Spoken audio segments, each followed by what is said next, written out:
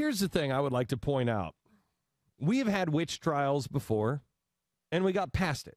We got past religious bigotry of the witch trials. We've had hatred of classes of people. We were afraid of the Indians. We're past that. We're past that. We now go gladly give them our money at casinos. We're past our stupidity on Indians and Native Americans. We used to hate the Irish because they were potato eaters. They were drunkards, you know. We hated the Irish. We're past that. We used to think that all Italians were in the mob. We don't think that anymore. We used to think that it was okay to enslave an African American. We don't think that anymore. There used to be signs, no Jews, no coloreds. We don't have those signs anymore. There used to be signs, no Chinese need apply. Don't have those signs anymore. We've conquered a lot of this stuff. We've conquered a lot of it. A lot of it. Look at how far we've come as a nation. This is fantastic news.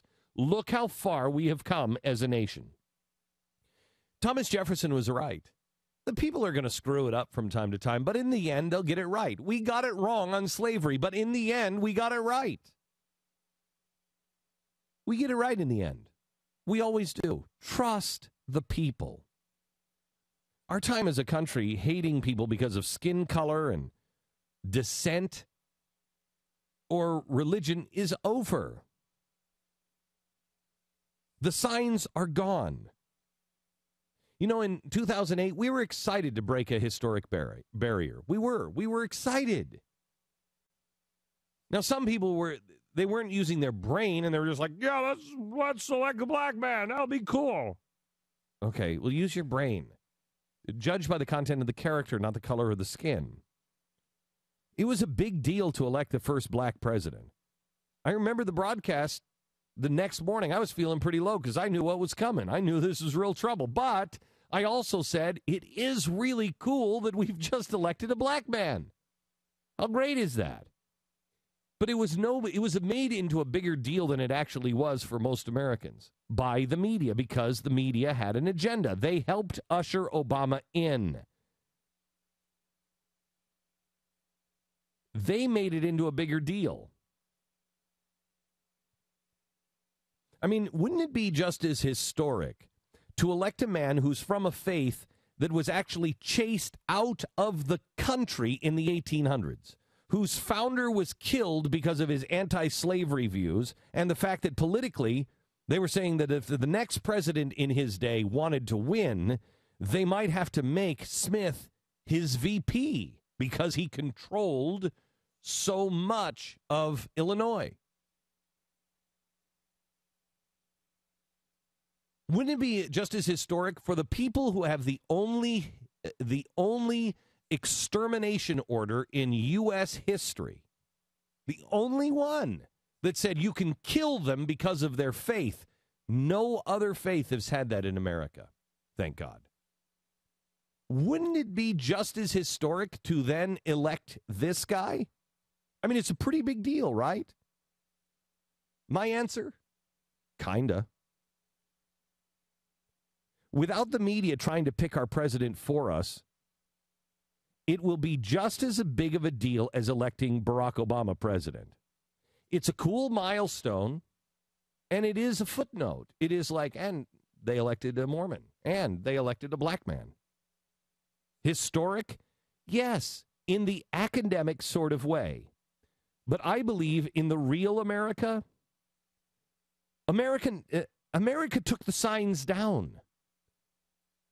We didn't hang a no blacks sign on the door of the Oval Office. We didn't hang a no Jew sign on the office. We didn't hang a no Mormon sign on the office. It was the left and the media that said those signs were there. We've taken those signs down one by one over a long period of time and with a lot of blood, sweat, and tears. Most Americans, at least my age and lower, Judge people by the content of their character, not the color of their skin or religious background. Will you not vote for somebody due to his religion? Sure. More Americans will say, I'm not going to vote for Mitt Romney because of his religion, than, and I believe it's double or triple the number. About triple. Triple the number will say, I won't vote for Mitt Romney because he's a Mormon. Triple the number than those who say, I will not vote for Barack Obama because he's black. But it's no big deal, really, because we'll get it right in time. If it's not Mitt Romney, it'll be somebody else. We've already elected. Is this really a big deal? We've already elected Orrin Hatch. We've already elected Harry Reid. It's only a big deal if he's a conservative. And I'm not really sure how conservative he is, quite honestly.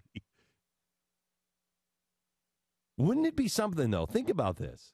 Wouldn't it be something to show the rest of the world, as they are now announcing in Egypt that under Sharia law, they're going to have to get rid of the Great Pyramids of Giza. They're going to blow up. This is what they're threatening now, the Islamic extremists, who, by the way, are no big deal. That's not going to happen. They're now saying they're going to blow up the Great Pyramids of Giza, just like the Taliban did the giant statues of Buddha right before, and the world did nothing, right before 9/11. Just like they're doing, where is it, in Indonesia? They're doing, where is it, Jeffy? Do you remember? There's another one that just broke yesterday. Timbuktu. Timbuktu.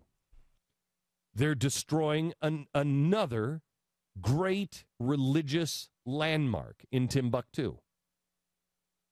As the world is wrestling with neo-Nazis who are now killing people because they're immigrants or because they're a different race, color, creed, the world has the rise of neo-Nazis.